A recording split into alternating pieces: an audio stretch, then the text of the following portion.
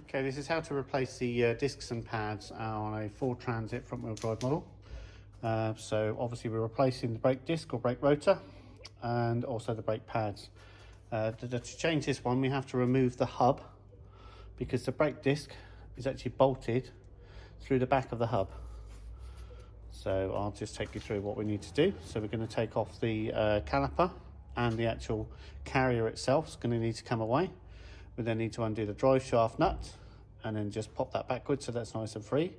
And then we'll need to go through these holes, and in the back of there is a Torx bolt which holds the hub to the actual main hub itself. And then we'll remove that part and then remove the disc. So first things first, let's get the caliper off. Okay, so the caliper's held together with a couple of 15mm bolts on the sliders. So just move that round, and you can see I've put a couple of cable ties ready, and I'll show you what that's for in a moment. So we'll just crack these bolts off.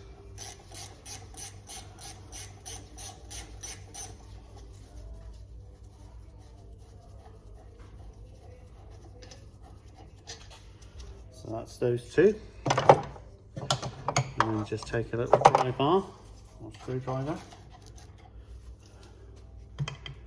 just to get the caliper off. There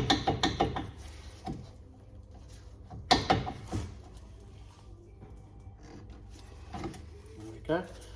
And what I've done with these cable ties is just so I can support the caliper so it's not hanging on its brake pipe, which can cause damage. So it's all just held nice and securely. Next we need to remove brake pads, and then the caliper carrier, which is held on by a further 2 bolts behind. Okay, these are held on with two 18mm bolts, very tight, so I've had to use a long bar to crack them off, and I'm just finishing them off with a ratchet.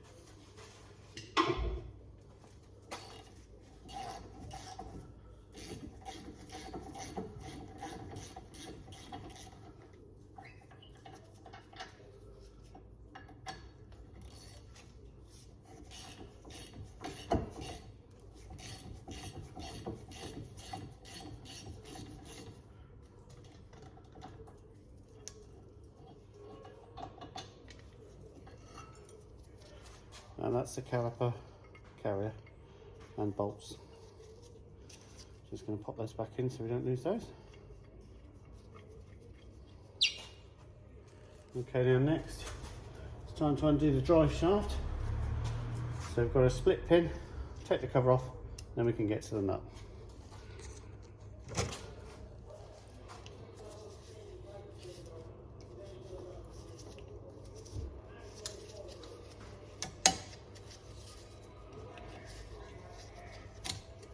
That's the split pin, and there's the cover.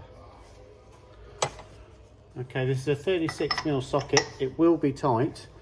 Now I'm using an impact gun, but what you may need to do if you've not got one is pop the wheel back on at this stage, making sure the caliper's out of the way, leave it onto the ground, and then use the weight of the van to stop the wheel moving. But because I've got an impact gun, it should just undo straight away.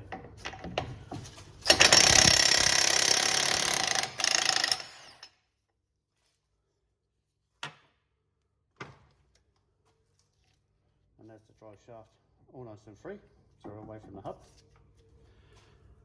Now just need a magnet to remove the washer. That's the washer removed. And then we'll need to look through the holes to line up with where the bolt is behind on each occasion. So our next thing is to undo these 5 bolts that are holding behind. Again, I'll use an impact gun in order to shock them, but you can use a long reach socket and a ratchet.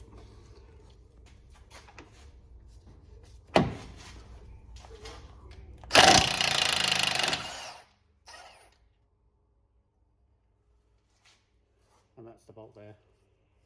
And this is a T50 Torx, which is what I'm using there.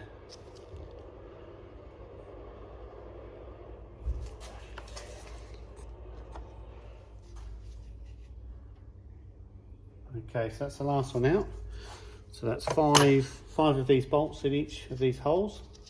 all that's holding that now is where it was screwed in. So what we need to do is get an appropriate hammer, if you don't have a puller, in order to pull this off, and tap either side of the disc to wiggle the whole hub away. Now in doing this, you need to be very careful because it will come off, and just mind your feet and whatever's in the air, because that is very, very heavy.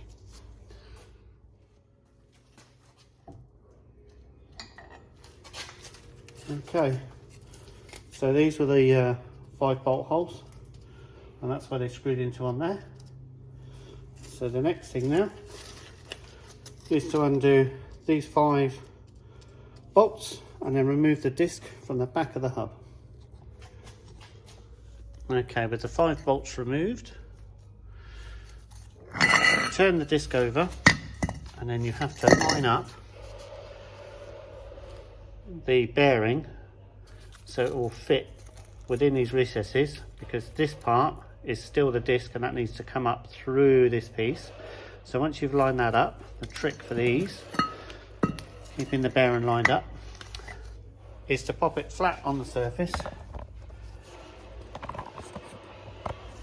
and I tend to rest a foot on one side of the disc and then hit the other side of the disc, and it should pop down. Right, that's everything removed. We just need to work a reverse and put it all back together again. What I will do is leave the torque specifications within the description, you know, for the brake discs, the wheel bearing to the hub, and the drive shaft, and the wheel bolts. Right, well, let's put it back together. Just as a side note, I will follow up with how to replace this wheel bearing in another video, so keep an eye out for that one. So it's the same procedure. Obviously we need to remove the brake disc to gain access to replace the wheel bearing.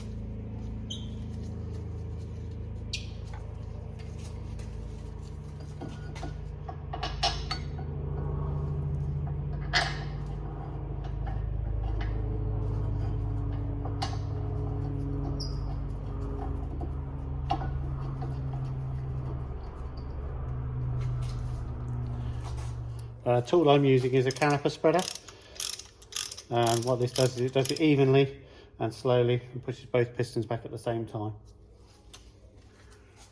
Just going to apply some anti-seize just to the edges of the pads to stop that high-pitched squealing noise you get, and make sure everything runs true and doesn't get stuck. And you've got to be very careful not to get any of this on the surface of the brake pads, otherwise it reduces your brake efficiency. And in this particular case, we've also got anti-squeal shims built into the pad, so we don't need to put anything on there, just in the areas where it contacts metal surfaces.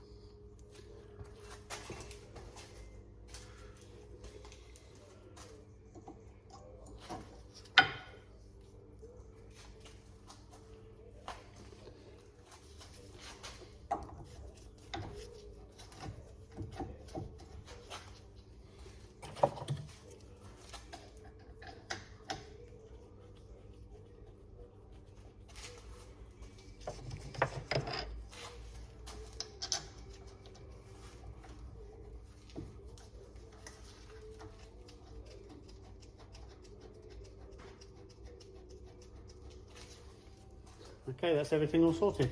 All we need to do now is pump the brake pedal to take up the play of where the fluid was in there. So no driving until you pump the pedal, and then a quick road test and we're all done. Just need to repeat exactly the same for the other side. I'll pop a follow-on video on the end of this if you want to watch that. Just a quick stop motion to get the other side done. But do keep an eye out for the changing the wheel bearing video, which I'll include the same as what we've done here, and then added extra of changing the bearing. Hope that helps.